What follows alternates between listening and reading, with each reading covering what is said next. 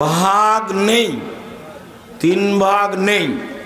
তিন ভাগ করলে গুনাহ হবে এ কথা নয়। তিন ভাগ করে এক ভাগ নিয়ে গেছে, পরে এক ভাগ ভাগ করে নিল, তো বমন করে আবার নিল, এ কথাও ঠিক নয়। কোরবানির গোশত খুবই দামি, এইটা না করে 30 কেজি গোশত হয়েছে, আপনি 15 কেজি নিয়ে যান, ছেলে মেয়ে তেমন না থাকলে 15 কেজি দিয়ে চলে যান, বা পাড়া প্রতিবেশীকে দিয়ে দেন। আর কুরবানি দিবেন 4টা 5টা 10টা 12টা। ভাইজান ভাগ টাগ নাই, আপনারা ধনী মানুষ, সভাপতি মানুষ, 4টা 5টা 10টা কুরবানি দিবেন, মানুষ ভাগ করে নেবে গোশত। আমি একজন প্রসিদ্ধ ডিশ লাইন ব্যবসায়ী, চলবে না, অন্যরা করুক, ওখান থেকে সুবিধা নেব তুমি আর আমি, এইটা সাদ করে নেওয়া যাবে না।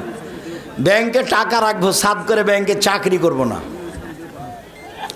এদেশে কোনো ইসলামিক ব্যাংক নেই, সুদমুক্ত। যদি কোনো স্ত্রী তার মা বোন ও প্রতিবেশীর কথায় একজন ভালো স্বামীকে তালাক দেয়, তাহলে ইসলাম তাদের সম্পর্কে কি বলে?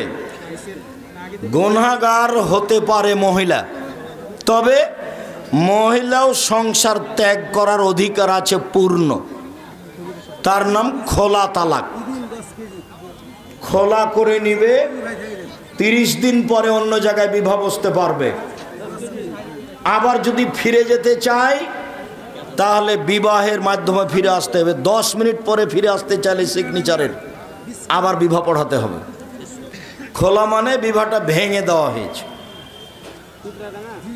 হুজুর, আশা করি আপনি ভালো আছেন। আপনি আপনার